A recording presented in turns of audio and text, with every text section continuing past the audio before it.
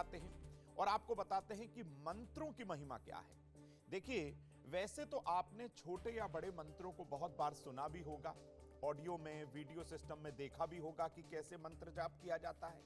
लेकिन मैं आपको बता दूं कि जब भी आप मंत्र जाप करें, स्वच्छ वस्त्र पहनकर, स्नान करके, माला लेकर, आसन लेकर, एक सही दिशा का चयन करके ही आपको मंत्रों का जाप करना चाहिए।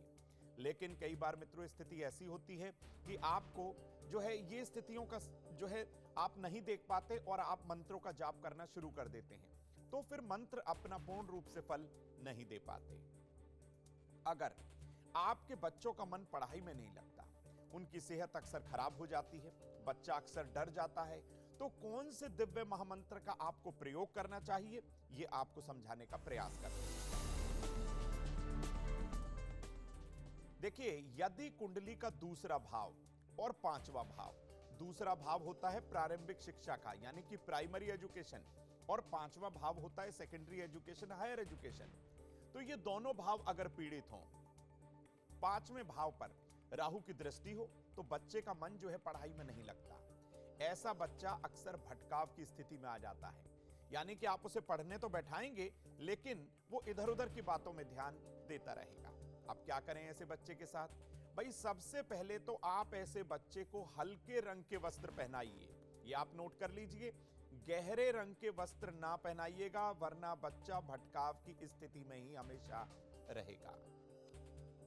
बच्चों को पढ़ने से पहले ओम ऐं नमः इस मंत्र का मात्र 27 बार जाप करवा दीजिए, उनसे बुलवा दीजिए। ऐसा करने से भगवती का आशीर्वाद मिलेगा। और ऐसा कुछ दिन अगर आपने लगातार अपने बच्चों के साथ उनसे करवाया, तो उनके मन की जो भटकाव की स्थिति है वो दूर हो जाएगी। बच्चे का मन भी पढ़ाई में लगने लगेगा और बच्चा अपने आप को आनंदित भी जरूर महसूस करेगा।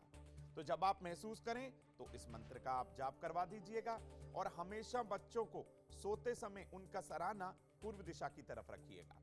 ऐसा करने से भी आपको बहुत लाभ होगा। संभव हो तो आप अपने बच्चों के कमरे में थोड़ा सा देसी कपूर जला दीजिए। यह छोटा सा उपाय करने से आपके बच्चों से संबंधित समस्याएं दूर होंगी, बच्चा डरेगा भी नहीं और उसका मन पढ़ाई में लगा रहेगा। मित्रों, कई बार व्यक्ति अपनी अचानक दैनिक दिनचर्या को छोड़कर मुसीबतों का सामना करने लगता है। उससे यही नहीं पता चल पाता कि ये मुसीबतें कहां से आ गई हैं। तो अचानक संकट आ जाए, मुसीबत आ जाए, तो आपको क्या करना है? देखिए, मुसीबतों से घबराकर सबसे पहले आप अपने साहस को, अपने हिम्मत को कम मत होने दीजिए। मन में किसी भी तरीके से गलत विचार ना आने दीजिए। शांत मन से आप अपनी समस्या के बारे में बैठकर एक बार जरूर सोचिएगा। सुबह या रात में संभव हो तो साफ कपड़े पहनकर दक्षिण दिशा में चेहरा करके लाल चंदन की माला से हनुमान जी के महामंत्र का आपको जाप करना है। ओम हंग हनुमते नमः इस मंत्र का लगातार आप एक माला 27 दिन तक जाप करिएगा। ऐसा करने से आप हर संकट से अपने आप को बचा पाएंगे, यानी कि जो संकट आया था वो धीरे धीरे कम होगा। मित्रों, कई बार अथक प्रयास के बाद भी आप कुछ ना कुछ समस्याओं में घिरे रहते हैं। एक समस्या गई कि दूसरी समस्या आ गई।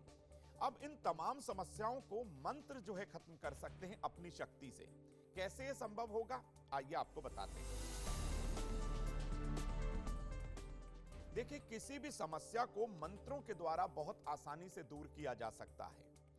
मंत्र जाप में पूरा ध्यान लगाकर, साफ कपड़े पहनकर यदि मंत्र जाप किया जाए तो सफलता आपको निश्चित तौर पर मिल सकती है। यह बात आप अपने ध्यान में रख लीजिए। एक पीला या लाल आपको आसन लेना है। आप कुशा आसन भी ले सकते हैं। रुद्राक्ष की माला से पूर्व दिशा की ओर चेहरा करके आपको एक महामंत्र दे रहे हैं। उस मंत्र को आप नोट करिए। ओम ह्रीम दुम दुर्गाय नमः।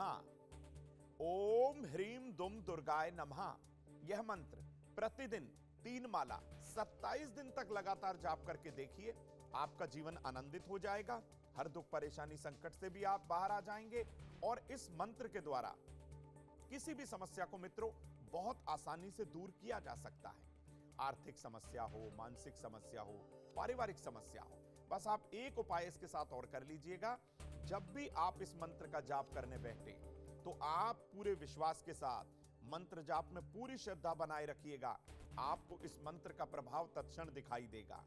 जाप से पहले एक तांबे के लोटे में जल भर लीजिएगा और उसके बाद यानी कि जाप जैसे ही कंप्लीट हो, आप इसका जल का छिड़काव कर दीजिएगा संपूर्ण घर में। आप देखेंगे देवी भगवती के आशीर्वाद से हर दुख परेशानी संकट धीरे धीरे कम हो रहा है।